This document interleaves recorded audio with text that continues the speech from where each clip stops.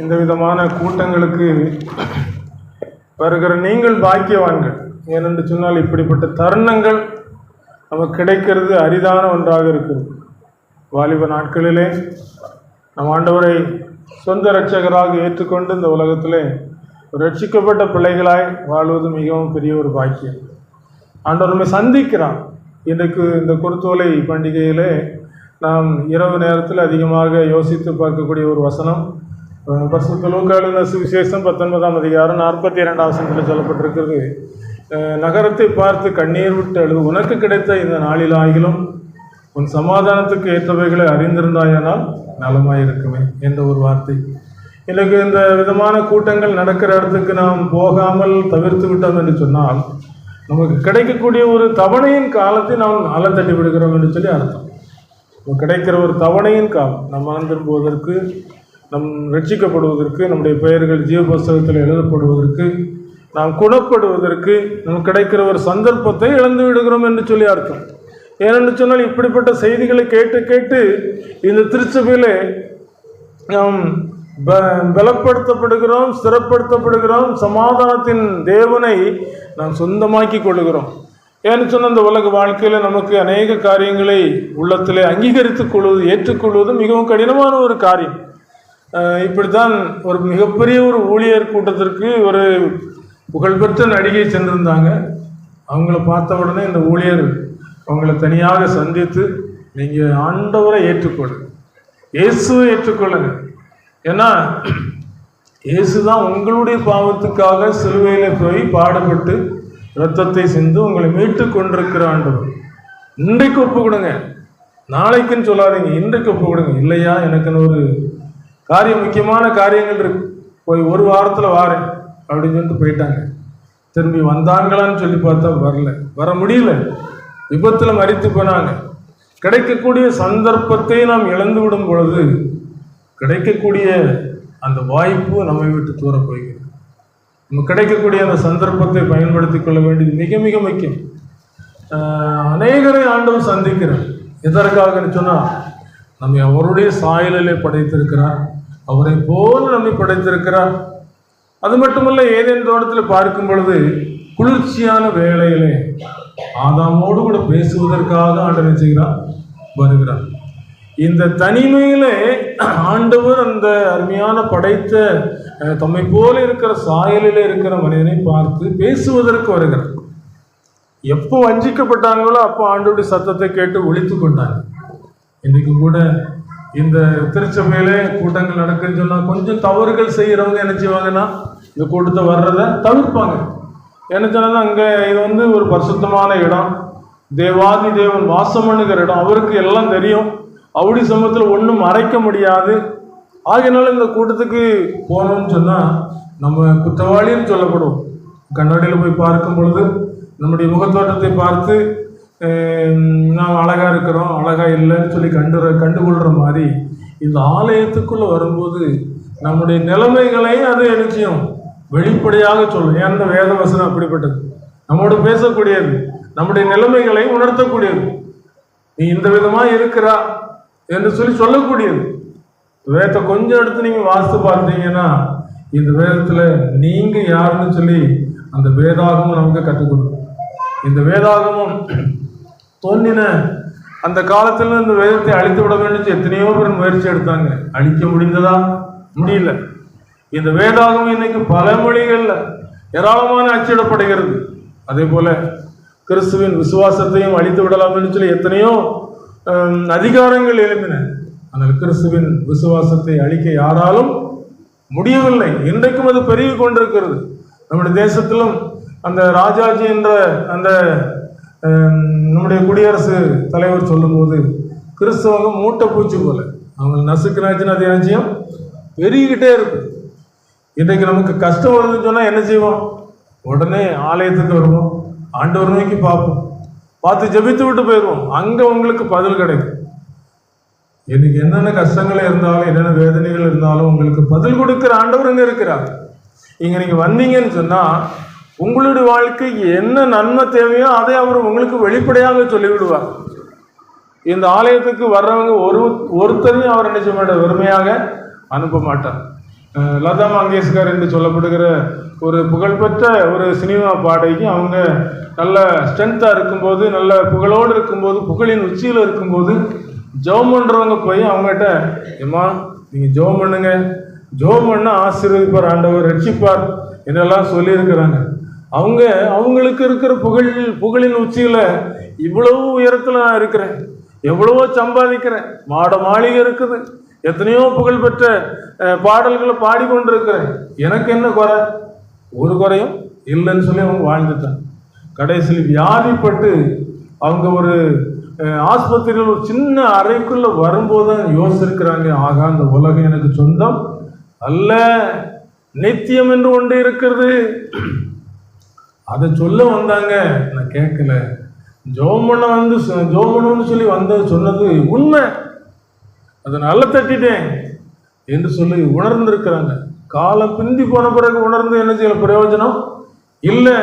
கிடைக்கப்பட்ட நாளில் இன்றைக்கே அணுகிற காலம், இப்பொழுதே ரட்சினால் இன்றைக்கு நீங்கள் இந்த இடத்துல நீங்கள் கேட்குற வார்த்தைகள் உங்களோடு கூட ஆவியானவர் பேசுகிற ஒரு வார்த்தைகள். ஏன்னு சொன்னால் உங்களுக்குள்ள இருக்கிற அந்த ஆத்மா அழியவே அழியாது, விலை மதிக்க முடியாத ஆத்மாவை உள்ளத்துக்குள் ஆண்டு வைத்திருக்கு. ஒரு வாலிபன் கைக்குள்ள ஒரு வண்ணத்து பூச்சி வச்சுக்கிட்டு ஒரு ஞானிகிட்ட போய் கேட்டானா, ஞானி என்று உங்களை சொல்லுகிறீங்களே, என் கைக்குள்ள ஒரு வண்ணத்து பூச்சி இருக்கு, இந்த வண்ணத்து பூச்சி உயிரோடு இருக்கிறதா செத்து இருக்கிறதா சொல்லுங்கன்னு சொல்லிட்டான்.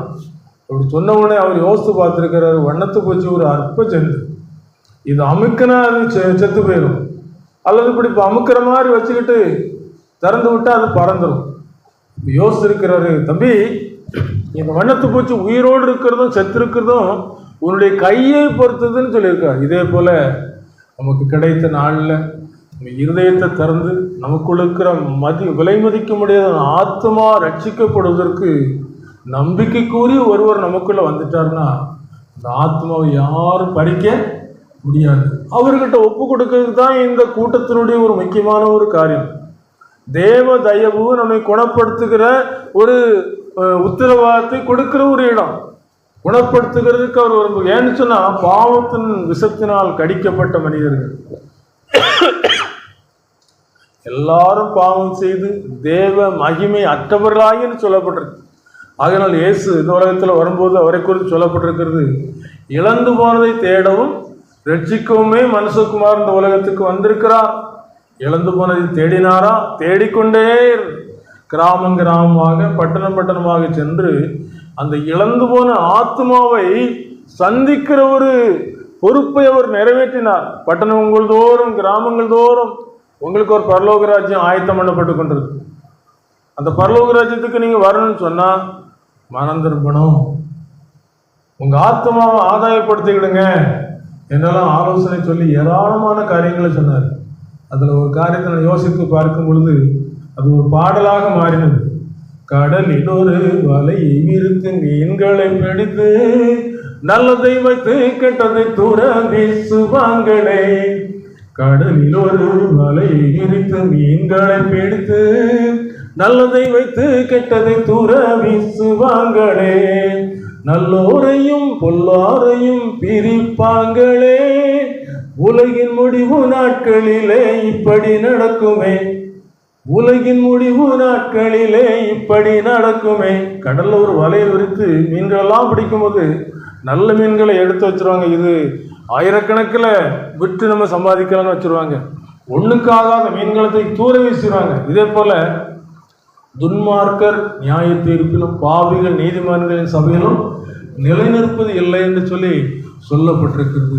இன்றைக்கு நீங்கள் உங்களுடைய மனதுக்குள்ளே நான் என்ன சொல்ல வர்றேன்னு சொல்லி நீங்கள் கொஞ்சம் யூகித்திருப்பீங்க.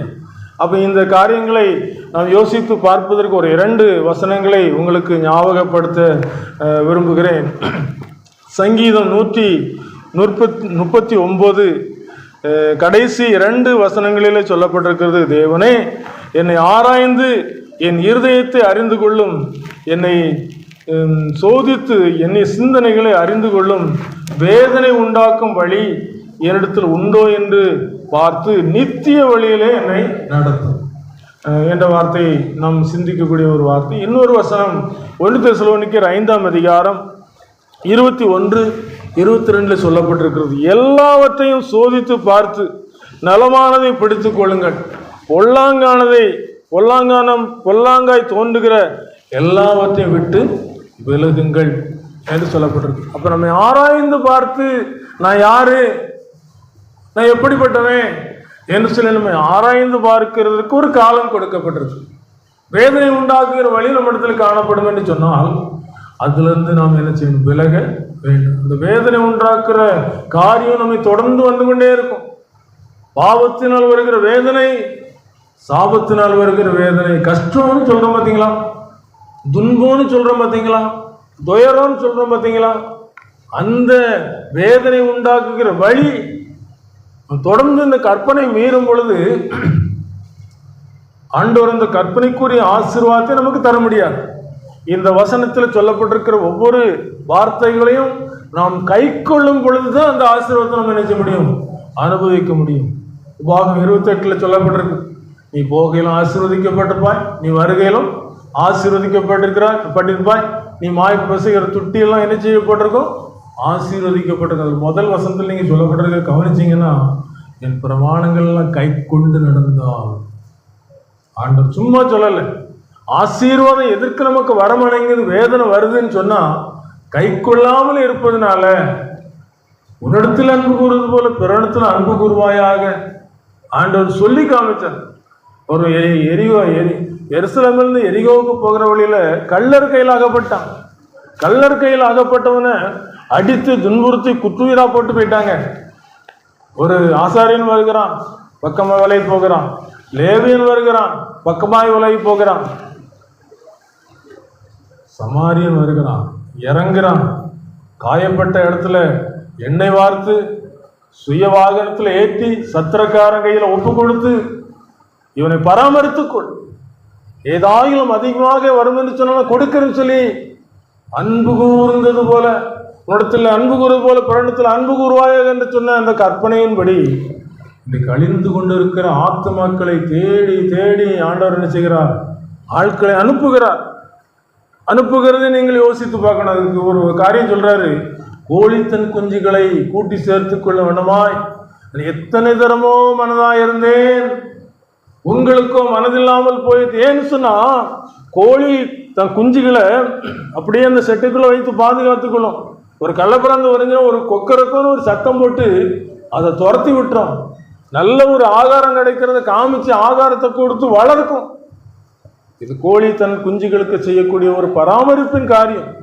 இதே போல ஆண்டவர் இந்த திருச்சபையில சிலரை அப்போஸ்தலராகவும், சிலரை சுவிசேஷகராகவும், போதகர்களாகவும், ஊழியர்களாக ஏற்படுத்தி வைத்து இந்த மந்தையை பராமரிக்கிற ஒவ்வொரு ஜனங்களுக்கும் தேவையான ஆசீர்வாதமான வார்த்தைகளை கொடுத்து அவர் தம்முடைய கரத்தினாலே ஆசீர்வதிப்பதற்கு காரணம் என்று சொன்னால், கோழி தன் குஞ்சுகளை கூட்டி சேர்த்து கொள்ளும் வண்ணமாக அவர் நமக்கு நல்ல ஒரு பாதுகாப்பை கொடுக்கிற ஆண்டவராக, நமக்கு பதிலாக அவர் என்ன செய்யப்படுகிறார், ஒப்பு கொடுக்கப்படுகிறார். நமக்கு பதிலாக அவர் அடிக்கப்படுகிறார். நமக்கு பதிலாக சிலுவையில் தொங்குகிறார். நமக்கு பதிலாக பாதாளத்துக்கு போகிறார். இன்னொரு வசனம் ஞாபகத்துக்கு வருகிறது. நீதிமொழிகள் 15:24 சொல்லப்பட்டிருக்குது, கீழான பாதாளத்தை விட்டு விலகும்படி விவேகிக்கு ஜீவ வழியானது உன்னதத்தை நோக்கும் வழியாம். கீழான பாதாளம் என்று சொல்லப்பட்டிருக்கிறது. ஒரு பாதாளன்னு ஒரு வார்த்தை இல்லைன்னா அது வருமா? தெருவில் சண்டை போடுவாங்க. தங்களுக்கு பிடிக்காதவங்களை என்ன சொல்லுவாங்க தெரியுமா? நீ கீழான நரகத்திலும் அதுக்கும் கீழான நரகத்தை போவான்னு சொல்லி உள்ளத்தில் உள்ள கசப்பு அப்படி சொல்லி நினைச்சுவாங்க. நரகங்கிற வார்த்தை எதனால வருது? நரகம் இருக்கிறதுனால வருது. அப்ப இந்த கீழான பாதாளத்துக்குள்ள யார் போகப்படுறான்? ஐசியுவான் சொல்லப்படுகிற மனுஷன் என்ன செய்யறான்? கீழான பாதாளத்துல வேதனைப்படுறான், ஒரு சொட்டு தண்ணிக்காக கஷ்டப்படுறான். அது இயேசுவான்னு சொல்லுகிறார். அப்ப பாதாளம் என்பது ஒன்று இருக்கிறது. இந்த பாதாளத்துக்குள்ள நீங்களும் நானும் போகக்கூடாது. அப்ப அதுக்கு என்ன செய்யணும்? ஆத்மாவுக்காக பலிபீடத்திலே சிந்தப்படுகிற ரத்தமே லேவியராகம் 17 சொல்லப்படுது. அப்ப அந்த ரத்தத்தை சிந்தினாதான் ரத்தம் சிந்துதலின் மூலமாக பாவ மன்னிப்பு உண்டாகும். உலகமானது சுயஞானத்தினால தேவனை அறியாதிருக்கையில் பைத்தியமாக தோன்றுகிற பிரசங்கத்தினாலே விசுவாசிகளை ரட்சிப்பதற்கு அவருக்கு பிரியமாயிற்று. இந்த பிரசங்கம் நிறைய பேருக்கு பிடிக்காது. ஏன்னு சொன்னா பிரசங்கமாக நினைச்சுவாங்க, மனம் திரும்புங்கன்னு சொல்லுவாங்க. ஆண்டவருக்கு இங்கே இருதயத்தை ஒப்பு கொடுங்கன்னு சொல்லுவாங்க. நான் சினிமா பார்க்கணும், நான் ஏன் இஷ்டப்படி வாழணும், எப்படி ஒப்பு கொடுக்க முடியும்? கடைசியில் பார்த்துக்கலாம்.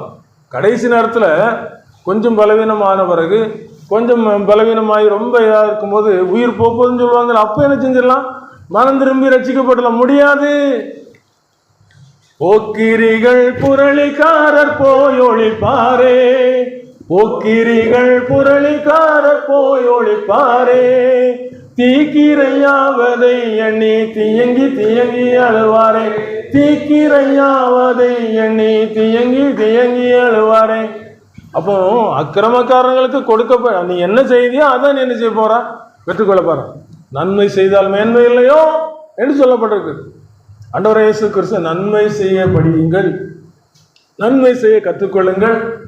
உலகத்தை ஆக்கினைக்குள்ளாக தீர்க்கும்படி தேவன் தம்முடைய குமாரனை அனுப்பாமல் அவராலே உலகம் ரட்சிக்கப்படுவதற்காக இந்த உலகத்துக்கு அனுப்பினார். உலகம் ரட்சிக்கப்படணும், உலகத்தில் அத்தனை மக்களும் ரட்சிக்கப்படணும், மனம் திரும்பணும், பாவம் செய்கிறது விட்டுவிடணும், மனம் திரும்பி பாவத்தை வெறுக்கணும். ஏன்னு சொன்னா பாவத்துக்கு சில காரியங்கள் இருக்கு. பாவம் செய்கிற ஆத்மா சாகும், பாவத்துக்கு சம்பளம் மரணம். பாவம் செய்கிற ஆத்மாவே சாகும். இப்ப துன்மார்க்கன் சாகிறது எவ்வளவேன்னு எனக்கு பிரியமில்லை, அவன் மனம் திரும்பி பிழைப்பதே விரும்புகிறேன்னு சொல்லி ஆண்டு சொல்லியிருக்கு எசேக்கியேல். அது மட்டுமல்ல, நீதிமான் பாவம் செய்வான் என்று சொன்னால் நீ என்ன செய்யணும்? எச்சரிக்கணும். நீ நல்லதமா இருந்தா இப்ப நீ தேவனை விட்டு விட்டாயே, என்னை விட்டு தூரப்பட்டு மாயை பின்பற்றி வீணாய் போவதற்கு இடத்துல என்ன அநியாயத்தை கண்டீர்கள்? ஆண்டவரை ஏன் நேசிக்க மாட்டேங்கிறோம்? சிலுவையில அவர் வெட்டி சிறந்தார். சிலுவையில் அந்த பாடுகளை அனுபவித்ததுக்கு காரணம் உங்களுக்காக எனக்காக ஒப்பு கொடுத்ததுனாலே. இளையகுமாரன் தகப்பனை விட்டு பிரிந்து போனது போல நம் இஷ்டப்படி போயிட்டோம். நாம தவிடு கூட கிடைக்காம கஷ்டப்பட்டதை பார்த்த ஆண்டவர் எதிர்பார்த்திருக்கிற எப்பயும் என் மகன் வருவான், எப்பயும் என் பிள்ளை வருவான்னு சொல்லி அவனோடு காத்துக்கிட்டு இருக்கிறாரு. தூரத்துல கண்ட உடனே அவர் ஓடி போய் கட்டி பிடிக்கிறார். அந்த அன்பு அதான் சிலுவையின் அன்பு. சிலுவையில் நமக்காக ஒப்பு கொடுத்த அன்பு. என் பிள்ளை சிலுவைக்கு போக வேண்டாம், என் பிள்ளை பாதாளத்துக்கு போக வேண்டாம். பரிசுத்தம் இல்லாம இந்த உலகத்தில் வாழ்ந்து கடைசியில பாதாளத்துக்குள்ள தள்ளப்படுவதை விரும்பவில்லை. இன்றைக்காவது எருசலேமே சுத்திகரிக்க பொல்லாப்பறவன் இருதயத்தை கழுவு. இருதயத்தை கழுவுறதுக்கு நம்மளால முடியுமா? உள்ள விட்டாச்சுன்னா அந்த ஆண்டவர் செய்வாரு, உள்ள வந்து பொல்லாங்காய் தொண்டுகிற எல்லாவற்றையும் நம்ம கழுவி சுத்திகரித்து பொல்லாப்பை விட்டுவிட நமக்கு என்ன செய்வாரு? ஆலோசனை கொடுப்பார். ஆண்டவர் ஏற்றுக்கொண்ட புதுசுல எப்படி இப்படி பரிசுத்தமா வாழ முடியும்? நான் உனக்கு போதித்து நீ நடக்க வேண்டிய வழியை உனக்கு காட்டுவேன், உண்மையில் என் கண்ணை வைத்து உனக்கு ஆலோசனை சொல்லுவேன். ஆவியானவர் இந்த உலகத்தில் நமக்கு கொடுக்கப்பட்டிருக்கு. அந்த ஆவியானவர் எதற்காக கொடுக்கப்பட்டிருக்கிறாரு? நம் ரட்சிப்பின் சுவிசேஷத்தை கேட்டுக்கொண்ட அந்த நாளிலே நம்ம ஒரு முத்திரை போட்டிருக்கிறார். அந்த ஆவியானவர் நம்முடைய சுதந்திரத்தின் அச்சாரமாக இருக்கிறார்.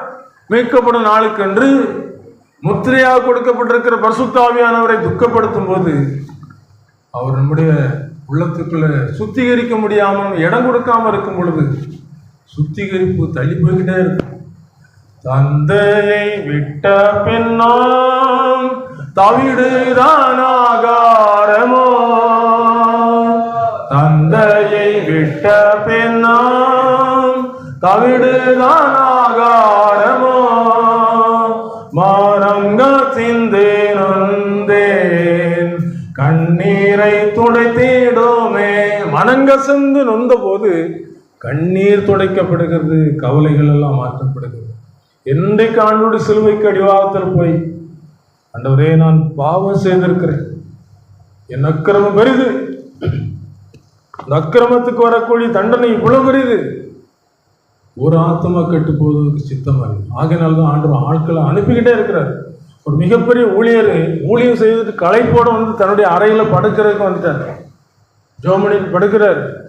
ரொம்ப ஊழியம் செய்துட்டேன் ஆண்டவரேன்னு சொல்லி ஆண்டவர் சொல்றாரு, ஏத்த அறையில் ஒருத்தன் இருக்கிறான், அவனுக்கு போய் சுவிசேஷத்தை சொல்லு, அவனை நேசிக்கிறேன்னு சொல்லு, அது போதும். காலையில் சொல்லிடு, காலையில் முடிச்சவொடனே முத வேலையே சொல்லிடுறேன். திரும்பவும் சொல்றார் ஆண்டவர், போய் சொல்லு, இயேசு உன்னை நேசிக்கிறார், உன்னை அவர் பொறுப்படுத்திக் கொள்வார், நீ கவலைப்பட வேண்டாம், சுவிசேஷத்தை சொல்லு. திரும்பவும் படுத்தார். 3வது முறையும் சொல்லி பார்த்தார். ரொம்ப டயர்டா இருக்கு, படுத்துறேன்னு சொல்லி படுத்தார். திடீர்னு ராத்திரி சடுதிய ஒரு சத்தம். அந்த அறைக்குள்ள இருந்த மனிதன் தன் வாழ்க்கையை முடித்து கொண்டான். எங்க போயிருப்பான்? அவனுடைய வாழ்க்கையின் முடிவு பரிதாபமாகிவிட்டது. காரணம் என்ன? இந்த அன்பை சொல்லுவதற்கு மிஷனரிகள் சொல்லுவாங்க, தன்னுடைய பிள்ளைகளை கங்கை நதியில் வீசிட்டு வந்துட்டேன், கொஞ்சம் முந்தி வந்திருக்க கூடாதான். இந்த காலம் முக்கியமான ஒரு காலம், கடைசி காலம். இயேசு கிறிஸ்து சுவிசேஷத்தில் சொல்லியிருக்கும் போது லோத்தின் மனைவியை நினைத்துக் கொள்ளுங்கள் என்று சொல்லியிருக்கிறார். லோத்தின் மனைவி என்ன செஞ்சாங்க? பின்னிட்டு பார்த்தாங்க, உப்பு தூணா மாறிட்டாங்க. இந்த உலகத்தை நோக்கி பார்த்துட்டோன்னா திரும்பி நம்ம நினைக்க முடியாது. இந்த சுவிசேஷத்துக்குள்ள இங்க இருக்கும்போது உங்களுக்கு மனம் திரும்புன்னு சொல்லி ஒரு எண்ணம் வரும். நீங்க இங்க இருக்கும்போது ஒப்பு கொடுத்துட்டு போயிருங்க. இயேசுக்கு நீங்க ஒப்பு கொடுத்துட்டீங்கன்னா அதுக்கு பிறகு மற்ற வல்லமைகள் உங்களை என்ன செய்ய முடியாது, தீமைக்கு நேராக நடத்த முடியாது. இன்றைக்கு இந்த கூட்டத்தில் வந்திருக்கீங்கன்னு சொன்னா வரும்போதே எனக்கு ஆவியானவருடைய ஒரு அழுத்தம், ஒரு ஆத்மா கட்டும்போது எனக்கு சித்தம் இல்லை, ஒரு அழுத்தம். ஏன்னு சொன்ன நமக்குள்ள இருக்கா இல்லாத பரிசுத்தத்தை இயேசுவால தான் தர முடியும். பாவங்களை மன்னிக்கிறதற்கு மனுஷகுமாரனுக்கு அதிகாரம் உண்டு. இன்னைக்கு அவர்கிட்ட போய் பாருங்க, ஆண்டவரே ஆத்மா அழிஞ்சுக்கிட்டு இருக்கு, வேதனைப்பட்டுக்கிட்டே இருக்கேன், பாவத்தை விட நினைக்க விட முடியல, வேதனை உண்டாக்குற வழி இருக்கு, என்னை ஆராய்ந்து பாருங்க, ஆராய்ந்து பார்த்து எனக்குள்ள நீங்களே சரிப்படுத்தி தாங்க. சரிப்படுத்தி தருவாரா? நிச்சயமாய் தருவார். ஒரு மனுஷன் காட்டுக்குள்ள அப்படி போய்கிட்டே இருந்தான். போய்கிட்டே இருந்தவனுக்கு தண்ணி தாங்க வடிச்சு, தண்ணி தாங்க எடுத்தவனே பார்க்கான், எங்கேயும் தண்ணி இல்லை, இப்படியே போய்கிட்டே இருக்கான். ஒரு அருவி தூரத்தில் தெரியுது. தூரத்தில் தெரிஞ்ச உடனே போய் தண்ணி குடிக்க போகிறான். இப்படியே கையை வச்சு பிடிச்சிட்டு குடிக்க போகும்போது இங்கேருந்து ஒரு பறவை வந்து தட்டி விட்டு, என்னடா இது, தண்ணி தாகத்தெல்லாம் இவரை இருந்துகிட்டு இருக்கேன் அப்படின்னு சொல்லிட்டு திரும்ப முடிக்கிறான். திரும்பி இந்த பக்கம் வந்து தட்டிச்சு. யோசிக்கிறான், எதுக்கு இந்த பறவை தட்டி விடுது? ஏதோ ஒரு காரியம் இருக்கு. உயர பார்க்குறான், அங்கேருந்து ஒரு பாம்பு விஷத்தை கைக்கிட்டு இருக்குது. இது நம்முடைய வாழ்க்கையில் பாவத்தை பால் போல பருகி கொண்டு நான் பிழைக்கணும்னு சொன்னாச்சுன்னா, குடி பழக்கத்துக்கு அடிமையாக இருக்கலாம், சினிமா பழக்கத்துக்கு அடிமையாக இருக்கலாம், ஏதோ ஒரு பாவத்துக்குள்ள அடிமையாரு. காரணம் என்ன? நோக்கி பார்க்க வேண்டிய இடத்தை நோக்கி பார்க்காததினால். மேகம் போன்ற இத்தரலை திரளான சாட்சிகள் சூழ்ந்து கொண்டிருக்கிறாங்க. இயேசு என்னை ரட்சித்தார்னு சொல்லி, இயேசு எனக்குள்ள வந்தாருன்னு சொல்லி தம்பி சொன்னாங்க, இன்றைக்கு மறித்தாலும் பரலோகத்துக்கு ஆண்டவருடைய ராஜ்யத்துக்கு போயிடும் சொன்னாங்க. அந்த நம்பிக்கை நிச்சயம் எப்போதுன்னு சொன்னா இயேசுவோடு கூட பழகும் பொழுது. அந்த நம்பிக்கை நிச்சயம் ஏன் வரலன்னு சொன்னா நமக்கும் ஒரு பாவத்துக்கும் ஒரு சம்பந்தம் இருக்கும் பொழுது. இந்த பறவை தட்டி விட்டதை பார்த்துட்டு அவர் ஆச்சரியப்பட்டார். இதே போலதான் ஆண்டவர் நம் பாவத்துக்கு அடிமையாகி போய்கொண்டிருக்கும் பொழுது எத்தனையோ தரம் கோழி தன் குஞ்சுகளை கூட்டி சேர்த்துக் கொள்ளும் ஒண்ணுமாய், மகனே உன்னை நீ வாழ்க்கையை நீ வீணாக்கிக்கிட்டு இருக்கிறா, ஆத்தும விளையாடப்பட்டது எங்க இருப்பாய்? பேதுரு பவுல் யோவான்லாம் இருப்பாங்க, நீ எங்க இருப்பா? ஆத்தும எங்க இருக்கும்? ஒரு வாலிபன் திருச்சபையில நல்லா எல்லா காரியங்களும் செய்துகிட்டு இருந்தான், இருதயத்தை ஆண்டவருக்கு ஒப்பு கொடுக்கல. திடீரென்று ஒரு விபத்தில் மறித்து விட்டான். அவனுடைய ஆத்மா பாதாளத்துக்குள்ள வேதனைப்படும் போதுனா, இந்த இடத்துக்கு வர வேண்டிய ஆள் இல்லை, என்னை பரலோகத்துக்குள்ள கொண்டு விடணும் சத்தம் போட்டுக்கிட்டே இருக்கிறான். கிருபையின் காலம் முடிஞ்ச பிறகு அங்கே போன பிறகு என்ன செய்ய முடியாது, மீண்டும் திருப்பி வரவே முடியாது, மாற்ற முடியாது. இங்கே இருக்கும்போது, இந்த திருச்சபையில் இருக்கும் பொழுது கழுத்தளவு தண்ணிக்குள்ள இருந்து தாகம்னு மடிப்போன்னு சொன்னான். அதுக்கு யாரு பதில் சொல்ல முடியும்? இங்க இருக்கும்போது தாகத்தை தீர்த்துக்கலாம், ஆண்டவர்கிட்ட இரக்கத்தை பெற்றுக்கலாம். அவன் அப்படி கடந்து போன பிறகு இயேசுவே நினைச்சிங்கன்னு சொல்லி கத்திக்கிட்டே இருந்திருக்கிறான். ஆண்டவர் சில தூதர்களை அனுப்பி கூட்டாங்க அப்படின்னு சொல்லி மேலே பரலோகத்துக்குள்ள கொண்டு விட்ட உடனே பார்த்துருக்கிற குளிர்ச்சியான சந்தோஷமான இடம். சந்தோஷமான இடத்துல நின்று பார்த்து பிரகாசமா இருக்கிறத பரலோகத்தை பார்த்த உடனே தேவனுடைய மகிமையை தரிசித்த உடனே எவ்வளவு சந்தோஷப்பட தெரியுமா? சந்தோஷப்பட்டான். எல்லாரும் பார்க்கிறேன், எல்லாரும் அலங்காரமா இருக்கிறாங்க, அழகா இருக்கிறாங்க, சந்தோஷமா இருக்கிறாங்க. ஆனால் இந்த நேரத்தில் தன்னை பார்க்கிறான், அழுக்காக இருக்கிறான், சுத்திகரிக்கப்படாம இருக்கிறான். ஏன்னு சொன்னா, இந்த திருச்சபையில கிடைக்கப்பட்ட காலத்திலே ஒப்பு கொடுக்காதனால் இயேசு கிறிஸ்து கேட்கிறார் சிலுவையில், என்னை நேசிக்கின்றாயா, என்னை நேசிக்கின்றாயா? வானம் பூமியெல்லாம் படைச்சிருந்தோம், வாடினேன் உன்னை இழந்திருந்தான். உன்னை இழந்துட்டேன். நீ சாத்தானுக்கு அடிமைப்பட்டு போனா, பாவத்தினால நீ நரகத்துக்குள்ள போயிட்டு இருக்கிற. நீ உனக்குன்னு ஆயத்தம் பண்ணப்பட்டிருக்கிற இந்த பரிசுத்தமான இடத்துக்கு நீ வர்றதுக்கு உனக்கு தகுதி இல்லாமல் போயிட்டு, அதனால வாடிக்கிட்டு இருக்கிறேன். சில வீடுகளுக்கு போகும்போது சொல்லுவாங்க, என்னுடைய மகன் திடீர்னு இப்படி போயிட்டான், வரவே இல்லை. எவ்வளவு கவலைப்படாத தெரியுமா பெற்றார்? இதே போல நம்முடைய ஆண்டவர் வாடி போய் இருக்கிறார். இவன் பார்க்கிறான், அழுக்கா இருந்தவன எங்கேயாவது ஒளிஞ்சுக்கலான்னு பார்க்கிறான், ஒளிய முடியல. எல்லாம் பரிசுத்தம், எல்லாம் பரிசுத்தம். அவனே கீழே குதிச்சு நரகத்துக்கு என்ன செய்யறான்? போயிடுறான். நம்ம என்ன நிலைமையில இருக்கிறோமோ அந்த இடத்துக்கு தான் போக முடியும்.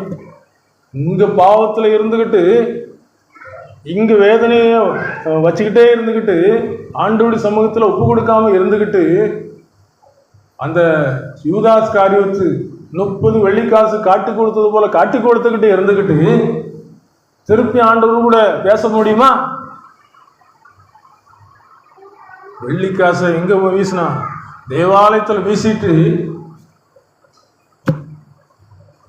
செய்துட்டான். அனனியாவும் சப்பிராலும் பேதுருடைய பாதத்தில் கொண்டு என்ன செய்றாங்க? வைக்கிறாங்க. ஆவியானவர் கேட்கிறாரு, நீங்க இவ்வளவுக்கு தான் வித்தீங்களா? பொய் சொல்றாங்க. சொன்ன உடனே அந்த இடத்துல தேவனுடைய சமூகத்தில் எதையுமே மறைக்க முடியாது, எதையுமே மறைக்க முடியாது. எல்லாம் வெட்ட வெளிச்சமா இருக்கும். எங்க அந்தரங்கத்தில் பாவம் செய்தோமோ எல்லாம் வெட்ட வெளிச்சமா இருக்கும். சாது சுந்தர் சிங் தன்னுடைய அனுபவத்தில் சொல்றாரு, அந்த கைலாச மகாரிஷியுடைய அந்த துணையோடு கூட அநேக இடங்களுக்கு போனதை அவர் சுருக்கமா சொல்றாரு. சிலர் பரிசுத்தமாக இருக்க பிரயாசப்பட்டு கொண்டு இருக்கிறாங்க. ஜெபம் பண்றாங்க. நீங்க ஜெபம் பண்றீங்களா? நீங்க ஜெபம் பண்ணுங்க, உங்களுக்கு ஆண்டவர் வெற்றி தருவாங்க. கண்ணீரோடு ஜெபம் பண்ணுங்க, ஊக்கமாக ஜெபம் பண்ணுங்க. விசுவாசத்தை தளர விட்டுறாங்க. ஏன்னு சொன்னா, நியாயப்பிரமாணம் செய்யக்கூடாததை தாமே செய்யும்படி தம்முடைய குமாரனை பாவ மாம்சத்தின் சாயலாகவும் பாவத்தை போக்கும் பலியாகவும் இந்த உலகத்திலே அனுப்பி இருக்கிறார். நியாயப்பிரமாணத்தை நம்மால் நிறைவேற்ற முடியல.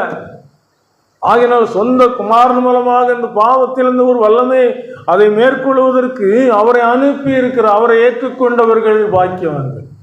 ஏற்றுக்கொண்டவர்கள் எத்தனை பேர்கள்? அத்தனை பேர்கள் தேவனுடைய பிள்ளைகள். ஏற்றுக்கொண்டீங்கன்னா தேவனுடைய பிள்ளைகள். ஏற்றுக்கொள்ளலன்னு சொன்னா இன்னொருத்தன் உரிமை பாராட்டுவான், உங்களை உரிமை பாராட்டிக்கிட்டே இருப்பான். நான் சொன்ன காரியத்தை அவன் செய்யறான், நான் சொன்ன காரியத்தை அவன் செய்யறான். பொய் சொல்லாத இருப்பாயாக, பொய் சொல்றான். களவு செய்யாத இருப்பாயாக, நான் சொல்லிக் கொடுக்க களவு செய். பாவம் ஒரு நாளும் என்ன செய்யாது? போகும். பாவக்கரைகள் நீங்காது. கரைதிரை ஒன்றுமில்லாமல் மாசற்றதும் பிழையற்றதுமான சபையாக நிறுத்திக் கொள்வதற்கு அதற்காக தம்மை தாமே ஒப்பு கொடுத்தார். அவர் பிடிக்க போறாங்க. பிடிக்க போகும்போது யாரை தேடுகிறேன்னு சொல்லி கேட்கும்போது இயேசுவை தேடுகிறோம், நான் தான் இயேசுன்னு சொன்னவனை பின்னிட்டு தரையாக விழுந்தாங்க. தினந்தோறும் உங்களை தேவாலயத்திலிருந்து பிரசங்கம் செய்து கொண்டிருந்தேனே, அப்ப நீங்க பிடிக்கலையே. இது அந்தகாரத்தின் வேலையாக இருக்கிறது. நமக்காக கைவிடப்பட்டாருமா, நமக்காக கைவிடப்பட்டார். சிலுவையிலே கைவிடப்பட்டார். சொந்த குமாரனும் பாராமல் நமக்காக ஒப்பு கொடுத்தார். இவ்வளவு பரிதான ரட்சிப்பை குறித்து கவலையற்று இருப்போம். ஆனால் தண்டனைக்கு என்ன செய்வோம்? தப்பித்துக் கொள்வோமா? தப்பித்துக் கொள்ள முடியாது. ஒரு வாலிப தம்பி வாலிப நாட்கள் ஆண்டவருக்கு தன்னை ஒப்பு கொடுக்காம துன்மார்க்கத்தில் வாழ்ந்துகிட்டு இருக்கிறான். குடிக்கிறான், குடிச்சிட்டு நிறைய வாட்டி சண்டை போடுறான், தாய்தா கூட சண்டை போடுறான், ஊழியக்காரங்கிட்ட பேசக்கூடாத வார்த்தைகள்லாம் பேசுறான். வாழ்க்கையில சாத்தான் சொல்ற, நீ உயிரோடு இருக்காது, நீ என்ன செஞ்சிரு, முடிச்சிரு. நல்ல சாராயத்தையும் குடிச்சிட்டு அதுக்கு மேல விஷத்தையும் குடிச்சு வீட்டுல வந்து படுத்துக்கிட்டான். வீட்டுல வந்து படுத்த உடனே ஒரே வாந்தி. தாய் தப்பன்மார் வயசானவங்க, நடந்த காரியம். அவங்க பார்த்துட்டு இது இப்படி வாந்தி பண்றான்னு ஒரு மாதிரி வாட ஒரு மாதிரி இருக்குதுன்னு பக்கத்து வீட்டுக்காரங்களை எழுப்பி எல்லாருப்பையும் என் மகனை காப்பாத்துறதுக்கு ஆஸ்பத்திரிக்கு சீக்கிரம் கொண்டு போங்க, காப்பாத்துங்க. வேகமா வண்டி போகுது. ஆஸ்பத்திரி, அரசாங்க ஆஸ்பத்திரியில் தலைகீழ தொங்க விட்டுருக்கு. ஊழியக்காரங்க போய், தம்பி ஏன் தம்பி இப்படி செஞ்சா, என்ன எனக்காக ஜெபம் பண்ணுங்க. இருள் போல இருக்கு. 2 இடம் இருக்குது. மரணத்துக்கு பின் ஒரு வாழ்க்கை இருக்கிறது, மறக்க வேண்டாம், மறக்க வேண்டாம், மறக்க வேண்டாம், மறக்க வேண்டாம், மறக்க வேண்டாம், மறக்க வேண்டாம்.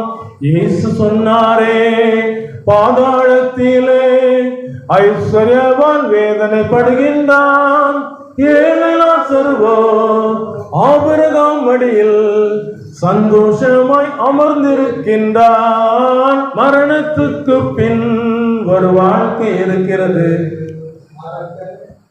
மரணத்துக்கு பிறகு ஒரு வாழ்க்கை இருக்குது. இந்த வாழ்க்கையில் நம்ம எங்க இருக்க போறோம்? மறந்து இருக்கிறோமா? சிலுவை நோக்கி பார்த்து, இயேசுவே நம்ம மன்னிங்கன்னு சொல்லி கேட்டிருக்கிறோமா? எத்தனை தரமோ உனக்கோ மனதில்லாமல் மன விருப்பப்படி வாழ்ந்துகிட்டு இருக்கிறான். ஜீவ வழியை கண்டுபிடிச்சிருக்கிறியா?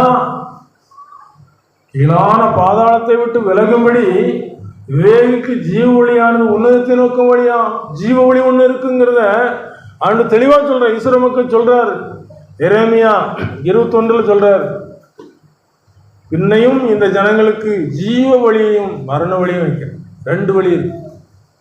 ஒன்று ஜீவனுக்குள் போகிற வழி. அந்த ஜீவனுக்குள்ள பிரவேசிக்கும் போது ஆட்டுக்குட்டியானவரே அவர்களுக்கு விளக்காயிருப்பார். ஜீவ தண்ணீர் ஊற்றுள்ள தண்ணீர் கண்டையில் அவர்களை நடத்துவார்.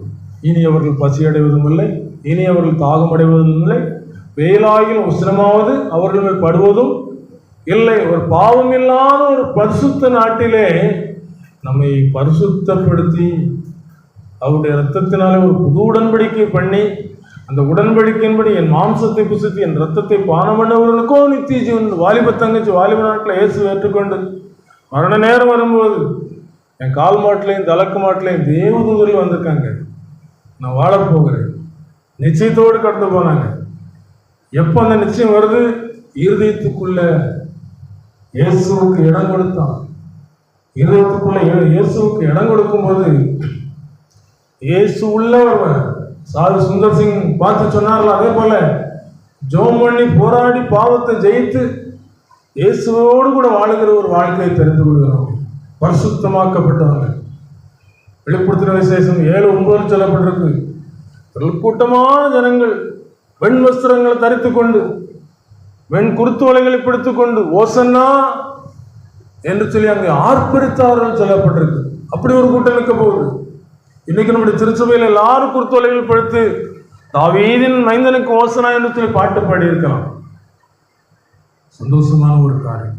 அப்படி பாடி நாம் இந்த திருச்சபையில் ஐக்கியப்பட்டு இருப்பதனால இந்த திருச்சபை செய்கிற ஒரு காரியம் என்னவென்று சொன்னால், பொதுவாக இருக்கிற திருச்சபை ஒன்று விசுவாசிக்கிறன்னு சொல்கிறபடினாலே அந்த பொதுவாக இருக்கிற திருச்சபையோடு கூட நம்மை ஐக்கியப்படுத்துகிற ஒரு பொறுப்பை இந்த பரிசுத்த ஆவியானவர் மூலமாக நிறைவேற்றி கொண்டிருக்கிறது.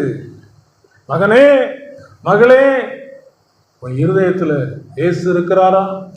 ரட்சிப்பு பெற்றிருக்கிறியா? பாவம்லாம் கழுவப்பட்டிருக்குதா? உலக பிரகாரமா இன்னைக்கு வியாதி வந்துச்சுன்னா நல்ல ஆஸ்பத்திரி எங்க, அங்க போய் குணமாயிட்டு வந்திருக்கிறாங்க. அப்படியா? நானும் அங்க போறேன், குணமாயிட்டு வந்து சொல்றாங்க. நல்ல ட்ரீட்மெண்ட். இன்னைக்கு அந்த ஆலயத்துக்குள்ள வரும்போது நம்முடைய பாவங்கள் எல்லாம் இறக்கி வைக்கப்படுகிறது, வியாதிகள் எல்லாம் சுகமாக்கப்படுகிறது, எல்லா சத்துரு போராட்டங்களும் இயேசுங்கிற நாமத்தை சொல்லுகிறபடினால் விலகி போகும். குடும்ப ஜெபம் பண்றோமா? வீட்டுக்குள்ள நம்ம குடும்பமாக உட்கார்ந்து ஒரு பாட்டு பாடி ஒரு வசனத்தை வாசித்து ஒரு அதிகாரத்தை வாசித்து ஜெபம் பண்ணும் போது சத்துரு இருப்பானா? இருக்க மாட்டான், விலகி விடுவான். ஆண்டவர் நம்மோடு கூட ஐக்கியப்பட்டிருக்கும். பிதா, குமாரன், பரிசுத்த ஆவி என்ற 3 தன்மைகளில் இருக்கிற அந்த ஆண்டவர் இந்த சரீரத்தில் ஆவி, ஆத்மா, சிரமா இருக்கிற நம்முடைய உள்ளத்துக்குள்ள வந்து உலகம், மாமிசம், பிசாசு என்ற அந்த 3 காரியங்களிலும் தினந்தோறும் வெற்றி கொடுத்து, மகனே பரலோகம், மகளே பரலோகம், அதான் சொந்த நாடு, அங்க வரணும், நம்முடைய குடியிருப்போ பரலோகத்தில் இருக்கிறது, அங்கிருந்து கர்த்தராகிய இயேசு என்னும் இரட்சகர் வரை எதிர்பார்த்து கொண்டிருக்கும் சொல்லி அந்த நினைப்பு. இது வாடகை வீடுமா, இது கொஞ்ச காலம் இருக்கிறதுக்கு கொடுக்கப்பட்ட வீடு. நித்தியம் அங்கே, நித்திய வீடு அங்க இருக்கிறது. அந்த வீட்டுக்கு போகிறதுக்கு ஒரு ஆயத்தம்.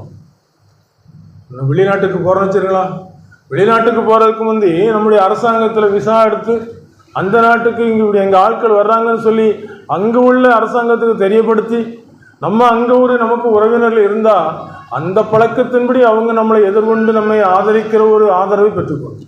எனக்கு இந்த பூமியை விட்டு போகும்போது உங்களுக்கு யாரே தெரியும், யாரே தெரியும், நல்ல ஊழியக்காரங்க ஊழியம் செய்துக்கிட்டு இருக்காங்க, கொஞ்சம் பலவீனம் வந்துச்சு, மரணம் வர்றது போல இருந்துச்சு. அந்த சக ஊழியக்காரர் போய் பார்த்து, சகோதரனே இப்படி சோகனமாக இருக்கான்னு சொல்லி கேள்விப்பட்டேன், இப்போ எப்படி இருக்கிறான்? மரணம்னு சொன்னால் பயமாக இருக்குப்பா. மரணம்னு சொன்னால் பயமாக இருக்குதோ? பயம் எப்போ வரும்னு சொன்னால் நமக்குள்ள ஏதாவது அந்த நிச்சயம் இல்லாத ஒரு தன்மைக்கு காரணம் பாவம் உள்ள இருந்துச்சுன்னா பயம் வரும். பயப்படுகிறவர்களும் அவிசுவாசிகளும் பொய்யர் அனைவரும் சொல்லப்பட்டிருக்கு. அந்த பட்டியலில் நீ இருக்கிறா. பா ஜோமனு, எந்த பாவையும் புறம்பே தள்ளாத ஆண்டவர், நம்ம ஏற்றுக்கொள்ளுகிற ஆண்டவர், சிலுவையிலும் ஏற்றுக்கொண்டிருக்கிறார். ஜோமன்னா பாவங்களை அறிக்கை செய்தார், பாவங்களை மன்னித்து எல்லா அநியாயத்தை நீக்கி நம்மை ரட்சிக்கிறவர், சுத்திகரிக்கிறவர். ஜோம் பண்ணாங்க. 2 நாள் கழிச்சு வர, நீ திருப்பி ஜோம் பண்ணு, ஆண்டவர் உணர்த்துறபடி நீ செய்யன்னு சொல்லிட்டு போயிட்டாங்க. 2 நாள் கழிச்சு வந்தாரு. ஆண்டு ஏதாவது பாவத்தை உணர்த்தினாரா? ஆமா, ஒரு கோழி முட்டை இப்படி சுத்தி வருது, கோழி முட்டை சுத்தி வருது அப்படின்னு சொன்ன உடனே, கோழி முட்டை சுத்தி வருதா, என்னப்பா செய்தான்னு கேட்கும்போது, அநேக வருடங்களுக்கு முன்பதாக பக்கத்து வயலில் விளைச்சல் சரியாகலன்னு சொன்னோடனே, நான் இப்படி செய்தேன், நீனும் செய், காசு கூட நான் செய்தேன்னு சொன்னான். காசு கொடுத்துட்டேன். எந்த பாவமும் உணவை விட்டு என்ன செய்யாது விலகுது. இயேசுவின் ரத்தத்தினால் மாத்திரம் கழுவப்பட்டது. இயேசுவின் ரத்தத்தினால கழுவப்பட்டிருந்தாதான், அவர் சிலுவைக்கு போய் நம்ம விசுவாசத்தோடு நோக்கி பார்த்திருந்தாதான். இந்த சிலுவை பற்றிய உபதேசம் கெட்டு போகிறவங்களுக்கு பைத்தியமா இருக்கு, ரட்சிக்கப்படுகிற நமக்கோ அது தேவ பலனா இருக்குது. ஆகினால சிலுவை பற்றிய உபதேசத்தை இந்த நாட்களில் அதிகமாக சிந்திக்கிறேன்னு சொன்னா, பாவம் நீங்க வேண்டும். பாவத்துக்கு சில வல்லமைகள் உண்டு. ஒரு நாள் ஊழியத்தில் போய் கொண்டிருக்கும் போது ஒரு 2 தம்பிமாரு அந்த வாய்க்கால போகிற தண்ணியில் தூண்டில் போட்டுனாங்க. தூண்டில புழு வச்சிருப்பாங்க. அந்த புழுவை அந்த மீன் கவும் போது இப்படி தூண்டில் இழுக்கும். மதப்பகடை உள்ளப்போ கொஞ்சம் உடுப்பான்னு சொல்கிறான், விட்டு கொஞ்ச நேரத்தில் சுண்டி இழுத்தான், வெளியே செவ்வளை பிடிச்சிக்கிட்டு வந்து இழுக்குது. இன்னைக்கு எத்தனை பேர் லஞ்சம் வாங்குறாங்க, லஞ்சத்தில் மாட்டிக்கிறாங்க, தலையை துண்டை போட்டுக்கிட்டு வெளியே தலையை காமிக்க முடியாமல் வெட்கத்தோடு அவமானத்தோடு தலையை வெளியே காட்ட முடியல. பாவம் அப்படிப்பட்டதுதான், மறைக்க முடியாது. எல்லா ரகசியங்களும் வெளியரங்கமாக மகாபரிசுத்த நாள் சொல்லப்பட்டிருக்குது. எல்லாம் வெளியே வந்துக்கிட்டே இருக்கும், வெயில் போல ஒரு மறைக்கவே முடியாது. தேவதூதர்கள் இருப்பாங்க, பரிசுத்தவான்கள் இருப்பாங்க, நம்ம திருச்சபையில் இருக்கிற நமக்கு போதித்தவங்க இருப்பாங்க, நமக்கு ஆலோசனை சொல்லவங்க இருப்பாங்க, உங்களை ஜபத்துக்குள்ள நடத்தணும்னு விரும்புகிறவங்க இருப்பாங்க, பெற்றோர் இருப்பாங்க. மறைக்கவே முடியாது. ஆனால் இன்னைக்கு என்ன செய்யலாம்? சிலுவைக்கு போய் என்ன செஞ்சிடலாம்? அறிக்கை செய்திடலாம். அந்த வாலிப தம்பி இருள் போல இருக்குன்னு சொன்னான். வாலிப தங்கச்சி கால் மாட்டிலையும் தலைக்கு மாட்டிலையும் தேவதூதர்கள் வந்திருக்காங்கன்னு சொன்னாங்க. இன்னொரு பாட்டியம்மா சுவிசேஷத்தை ஏற்றுக்கொள்ள வேற மார்க்கத்தை சேர்ந்தவங்க, அவங்க கடைசியில் என்ன சொல்றாங்க தெரியுமா? யாரெல்லாமோ வந்திருக்கிறாங்களே, கயிறுலாம் கட்டி கொண்டு போக வந்திருக்காங்களே, கீழான பாதாளத்துக்கு கொண்டு போறதுக்கு அந்த ஐக்கியம் என்ன செய்யும்? வந்து நிற்கும் கடைசியில், முடிவிலே அப்படின்னு சொல்லப்படுறது. நீதிமொழிகள் 5:11 முடிவிலே ஒரு மாம்சம் ஒரு வழியும் போகுது. அப்பதான் அந்த முடிவு தெரியும், அவங்க எந்த இடத்துக்கு போயிருக்கிறாங்க அப்படிங்கிறது தெரியும். மேகங்கள் நடுவே வாழி பிறக்கும், பூதங்கள் கடந்து வரும், தூதர்கள் கூட்டங்கள் சூழ்ந்து நிற்கும். பறந்திடுவேன் நான் பறந்திடுவேன், பறந்திடுவேன் நான் பறந்திடுவேன். வானத்தில் நடுவானத்தில் இயேசுவின் கைகளில் நான் இருப்பேன். பரமன் இயேசுவின் புன்னகை முகம் என் கண்களில் உள்ளத்தில் நிறைந்து நிற்கும், என் கண்களில் உள்ளத்தில் நிறைந்து நிற்கும். அம்மா ஐயா, அநேகந்தர ஆண்டவர் நம்ம கிட்ட வர்றது எது காரணம்? உள்ளம், அந்த ஆத்மா ரட்சிக்கப்படுவதற்கு காலத்தை பந்தி போகப்படுது. அந்த ஹாலிவுட் நடிகை ரட்சிக்கப்படாம இந்த உலகத்துல நினைச்சுனாங்க, கடந்து போயிட்டாங்க. லதா மங்கேஷ்கர் கடைசியில் உணர்றாங்க. பிந்தி போன உணர்தல் நமக்கு பாவ மன்னிப்பு கொண்டு வருமா? பரிசுத்தமுள்ள அந்த இடத்துக்கு போக முடியுமா? கோடா கோடி தூதரவரோடு வருவார், கோடா கொடி தூதரவரோடு வருவார். பூகோளம் நடுங்கிடுமே, வானலோகம் கழித்திடுமே, பூகோளம் நடுங்கிடுமே, வானலோகம் கழித்திடுமே. அப்படி பரிசுத்தமானலாம் சூழ்ந்து வந்து நிற்கும்போது அவருடைய காயப்பட்ட தழும்புகளை நம்ம என்ன செய்யலாம்? பார்க்கலாம். நமக்காக காயப்பட்ட இயேசு, அடிக்கப்படும் வண்ணமாய் கொண்டு போகப்பட்ட இயேசு, நமக்காக மயிர் கத்திரிக்கும் சத்தமிடாதிருக்கிற ஆட்டுக்குட்டியை போல காணப்பட்ட இயேசு, அவருக்கு விரும்பப்படுத்த ரூபம் இல்லாதிருந்தது, அவரை எண்ணாமற் போனோன்னு சொல்லப்பட்டது. சிலுவை நோக்கி பார்த்திருக்கிறோமா? இன்றைக்காக சிலுவை நோக்கி பார்ப்போமா? பரிசுத்தமாவதற்காக, பாதாளத்திலிருந்து தப்புவதற்காக, பரிசுத்தத்தை இயேசு தருவதற்கு இந்த உலகத்தில் யாரை கொடுத்திருக்காருன்னு சொன்னா, பரிசுத்த ஆவியானவரை கொடுத்திருக்கிறார். தேவன் ஆவியாக இருக்கிறார். அவரை தொழுது கொள்ளுங்கள், ஆவியோடும் உண்மையோடும் அவரை தொழுது கொள்ள வேண்டும் என்று சொல்லி இந்த ஆவியானவருடைய அந்த உணர்த்துகிற ஒரு காரியம், பாவத்தை குறித்தும் நீதியை குறித்தும் இனி வரக்கூடிய நியாய தீர்ப்பை குறித்தும் கண்டித்து உணர்த்துகிற ஆண்டவர். கண்டித்து உணர்த்து. ஏன்னு சொன்னா, இதனால உனக்கு ஆபத்து. நியாயப்பிரமாணத்தை மீறி நடக்கிறது துணிகரமா இருந்தா பாவம். அந்த பாவத்தின உனக்கு ஆபத்து இருக்கு. ஆத்மா பாதாளத்துக்குள் நித்தியம், அங்கிருந்து மீண்டு வர முடியாது. ஆவிக்குரிய உலகத்துல சாது சுந்தர் சிங் பார்க்கும்போது ஒரு மனுஷன் கையை பனஞ்சுக்கிட்டே இருக்கிறான். கேட்டேன் இல்லையே. இயேசு கிறிஸ்து வாழ்ந்த காலத்துல நித்திய ஜீவனை சுதந்திரிப்பதற்கு நான் என்ன செய்யணும் கேட்கும்போது, கற்பனையெல்லாம் கை கொள்ளு, சிறு வயசுலேருந்தே கை கொண்டிருக்கிறேன், இன்னும் உங்ககிட்ட ஒரு குறை இருக்குன்னு சொல்லி உன்கிட்ட அன்பு கூர்ந்து உனக்கு உண்டான எல்லாம் விட்டு தரத்திருக்கு. இந்த உலகத்துல உனக்கு ஒன்றும் வேண்டாம், ஏன்னா ஒன்றும் கொண்டு போக முடியாது. எவ்வளோ பெரிய கோடீஸ்வரனாக இருந்தாலும், எவ்வளோ நகை சொத்து பணம் எல்லாம் இருந்தாலும், எல்லாம் மாயை, எல்லாம் விட்டுருலாம், எல்லாம் விட்டுட்டு போக வேண்டியதான். தேவனுடைய ராஜ்யத்துக்குள்ளே நீ பிரவேசிக்கணும்னு சொன்னான், பரலோகத்துக்குள்ளே பிரவேசிக்கணும், எல்லாவற்றையும் விட்டு தடுத்திருக்கணும், பின்பு என்ன செய்யணும், உள்ள பிரவேசிக்கலாம். திரும்பி போயிட்டான். ஐஸ்வர்யவான்கள் தேவனுடைய ராஜ்யத்தில் பிரவேசிப்பது அரிதுன்னு சொல்லிட்டான். கேட்டேன் இல்லையே. திருச்சபையில் எத்தனை தரமோ ஆண்டவர் நினைச்சுக்கிறார், மனம் திரும்ப மகனே, மனம் திரும்ப மகளே, என்னை நோக்கி பார் மகனே, என்னை நோக்கி பார் மகளேன்னு சொல்லி அவர் பக்கமாக கூட. இப்போ நாங்கள் இந்த ஊழியத்தை செய்து ஆண்டவருடைய கரத்தில் நீங்கள் உங்களை ஒப்பு கொடுங்கன்னு சொல்லிட்டு நாங்கள் போயிடுவோம். உங்களை விட்டு நீங்காத ஆவியானம் சகல தீமையின்றும் ரட்சித்து உங்களை நித்திய ஜீவகரில் சேர்க்கும் வரைக்கும் என்ன செய்ய மாட்டாரு, கைவிட மாட்டார். ஒப்பு கொடுப்பீங்களா? ஒப்பு கொடுத்தீங்கன்னு சொன்னா அவர் கைவிடுகிற தேவனார். இந்த வாழ்க்கையில் எந்த நிலைமையில இருந்தாலும் அப்படியே நீங்க ஆண்டவருடைய சிலுவைக்கு வாங்க. அந்த சிலுவைக்கு வரும்பொழுது இயேசு அன்போடு ஏற்றுக்கொள்வார். உலகத்தை நம்பாதீங்க, அது கைவிட்டுறோம். இயேசுவை நம்புங்க, இயேசுவை விசுவாசிங்க. அவர் நமக்காக பாடுபட்டதை நினைச்சு பாருங்க, சிலுவை நோக்கி பாருங்க. சிலுவையில் இயேசு கிறிஸ்து நமக்காக ஒப்பு கொடுத்ததுனால பாவமன்னிப்பாக மீட்பு உண்டாயிருக்கிறது. ஒரு சிலுவையில் சிந்தின இரத்தத்தினாலே பூலோகத்தில் உள்ளவைகளையும் பரலோகத்தில் உள்ளவங்க சொந்தமாக்கிக் கொள்வதற்கு அவருக்கு பிரியமாயிடுச்சு. இணைத்து விட்டார். பூமிக்கும் பரலோகத்துக்கும் ஒரு இணைப்பு. இயேசு உயர்த்தப்பட்டிருக்கும் போது எல்லாரையும் எடுத்துக்கொள்வேன். குருத்தோலை பவனியிலே அவர் செல்லும் பொழுது தேவாலயத்துக்குள்ள போறாரு, சுத்திகரிக்கிறார். இன்னைக்கு சுத்திகரிப்பின் நாள்.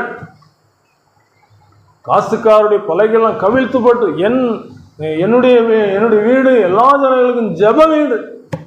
இதுல வந்து ஜெபம் பண்ணுவாங்க. தேவனுடைய மகிமையின் கண்கள் பார்க்கும். அவருடைய சத்தத்துக்கு நான் கூப்பிடுகிறது அவர்களுக்கு வல்லமையான வெளிப்பாடுகளை தரும். என் கண்கள் பார்க்கிறவைகளும் என் செவிகள் கேட்கிறதுமா இருக்குன்னு சொல்லி இந்த ஆலயத்தை வைத்திருக்கிறார். சுத்திகரிப்பு உண்டு பண்ணார். நமக்குள்ளே சுத்திகரிப்பு. மனுஷர்களுக்குள்ள தேவன் தங்குகிற ஆலயம் இருக்குது. நீங்களே அந்த ஆலயம் சொல்லி இருக்கிறார். இந்த ஆலயத்தை சுத்திகரிக்க வேண்டாமா? தேவன் தங்கியிருக்கிற ஆலயம், கைகளினால் செய்யப்படாத ஆலயம்.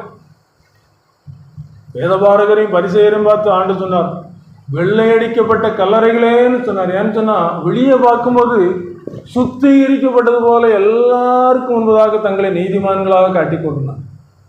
உள்ளத்துல மாயத்தினாலும் அக்கிரமத்தினாலும் நிறைந்து பண ஆசையினால் நிறைந்திருந்தாங்க. அது அவங்களுக்கு உதவி செய்யுமா? தேவனுக்கு கொடுக்க வேண்டிய கனத்தை கொடுக்க வேண்டாமா? என்னை கனமணுகிறேன்னு சொல்லி இருக்கிறாரே. அவர் முகத்தை எல்லாம் முதுகை காண்பித்தார்னு சொல்லப்பட்டிருக்கிறதே. முகத்தை காமிக்கிறோமா? முதுகை காண்பிக்கிறோம். மனுஷன் முகத்தை பார்க்க, கர்த்தரை இருதயத்தை பார்க்கிறார். இன்றைக்கு ரட்சிக்கப்படுங்கம்மா. இந்த இடத்துல நீங்க ஒப்பு கொடுத்துட்டு நீ ஆண்டுடைய பக்கமாக திரும்பி வாழுங்க. இந்த உலகம் நிச்சயமாய் நம்மளை கைவிடும். ஆண்டு கைவிடவே மாட்டார். நித்திய ராஜ்யம், நித்திய வாழ்வு, நித்திய பரலோகம். ஒப்பு கொடுக்காம போனா கீழான பாதாளத்திலிருந்து தப்பு வைக்கிறதுக்கு வரை யாராலும் முடியாது. இந்த ஒன்னையும் சொல்லி முடிச்சிடுறேன். ஒரு மிஷனரி ஃபீல்டில் ஒரு தம்பி ஊழியம் செஞ்சுக்கிட்டு இருந்தாங்க. ஊழியம் செஞ்சுக்கிட்டு இருந்தவங்க அவங்களுக்கு ஒரு பலவீனம் இருந்ததுனால மிஷனரிகள் அந்த தம்பிக்கு சிறப்பான அந்த ஆகாரத்தை கொடுத்து அனுப்புவாங்க. ஒரு நாள் அந்த ஆகாரத்தை சாப்பிடாம போய் பணி செய்துட்டு வந்துட்டாங்க. அவங்களுக்கு அந்த வெட்டு வந்துச்சு. வந்து கஷ்டப்பட்டாங்க. இப்போ ஏன்ப்பா ஆகாரத்தை சாப்பிடாம போனான்? உனக்கு இப்படி ஒரு பலவீனம் இருக்குதுல்ல, அதனால தான் உன்னை பராமரிக்கிறோம், இப்படி செய்யிட்டேன்னு சொல்லி ரொம்ப உரிமையோடு சத்தம் போட்டாங்க. இவன் ரொம்ப துக்கத்தோடு அப்படி படுத்து தூங்கிட்டான். அவனுடைய சொப்பனத்தில் அவனுடைய அம்மாவும் அவனுடைய அப்பாவும் வந்துன்னு, நீங்கள் அந்த இடத்துக்கு போகாதன்னு சொன்னலாம், எங்கள் பின்னால் வான்னு சொல்லிட்டு கூப்பிட்டு போயிருக்காங்க. பெரிய பாதாளத்துக்கிட்ட கொண்டு விட்டுட்டு மறைஞ்சிட்டாங்கம்மா. டக்குன்னு முடிச்சிட்டான். இயேசுவேன்னு சொல்லி கத்தி முடிச்சிட்டான். பார்த்தான், தன்னுடைய சொந்த மக்களுக்கு நரகம் ஒன்று இருக்குது, மோட்சம் ஒன்று இருக்குது, இயேசு தான் ரட்சிக்க முடியும் சொல்லி முடிச்சிட்டான். சுருக்கமாக சுவிசேஷத்தை வேகமாக சொல்லி முடிச்சிட்டான். இன்னைக்கு வந்திருக்கிறோம். நம்முடைய முடிவு என்ன? சிலுவை நோக்கி பார்க்க போகிறோமா? இந்த உலகத்தின் மேன்மை லோத்தினுடைய கூட லோத்தினுடைய மனைவி பார்த்தது போல பார்க்க உப்புத்தூண் நினைத்துக் கொள்ளுங்க. ஒப்பு கொடுக்கமா? ஆண்டவருடைய சமூகத்தில் தாழ்த்தி முழங்கால் படியிட முடிந்தவர்கள் முழங்கால் படியிடலாம். முழங்கால் படியிட முடியாதவர்கள் உட்கார்ந்து கொள்ளலாம். உங்கள் இருதயத்திற்குள்ளே ஆராய்ந்து பாருங்க. வேதனை உண்டாக்குற வழி இருக்கான்னு சொல்லி ஆராய்ஞ்சு பாருங்க. எல்லாவற்றையும் சோதித்து பார்த்து நலமானதை பிடித்துக் கொள்ளுங்க. பரலோகம் எனக்கு வேணும், பரிசுத்தம் எனக்கு வேணும், இயேசு எனக்கு வேணும். இயேசுவால என் பாவத்தை மன்னிக்க முடியும். இயேசுதான் எனக்கு மோட்சத்தை தர முடியும். வேற யாரும் தர முடியாது. ஏன்னா பரலோகத்திலிருந்து இறங்கி வந்தவர் அவர் தான். இந்த பரலோகத்துக்கு எடுத்துக்கொள்ளப்பட்டவரும் அவர் தான். மரித்து 3ஆம் நாள் உயிர் தெழுந்தவர் அவர் தான். முதலாம் உயிர்த்தல் பங்குளவன் பாக்கியவான் பரிசுத்தமான்னு சொல்லப்பட்டிருக்கு. இமை பொழுதிலே ஆயத்தமா இருக்கிறோமா? ஆயத்தமா இருக்கிறோமா? அதுக்கு தான் ஆண்டவர் இந்த சத்தத்தை கொடுக்கிறார்.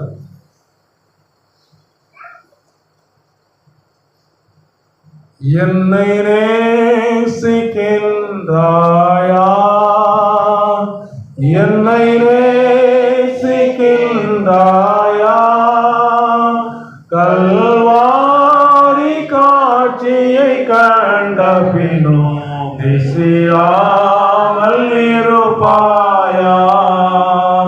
கல்வாரி காட்சியை கண்ட பின்னும் நிசியாமல் இருப்பாயா? ஆட்டுக்கு கொலை காமிச்சு அப்படியே பிடிச்சி இழுத்துட்டு போவாங்க. கடைசியில் கச்சாப்பு கடையில் கட்டிட்டு போயிடுவான். இந்த உள்ள ஒரு ஆடு அறுக்கிற சத்தம் கேட்ட பிறகுதான் இந்த ஆட்டுக்கு தெரியும், ஐயோ தெரியாத இடத்துக்கு வந்துட்டேன்னு, என் கழுத்தை அறுத்துருவாங்கன்னு சொல்லி அது நடுங்கும். அதனால நீர் போகும். வேதனை உண்டாக்குகிற வழி, உத்தரப்படுகிற வழி, துயரப்படுத்துகிற வழி இயேசு கிட்ட வந்தவங்களுக்கு எல்லாவற்றிலும் வாழ்வு.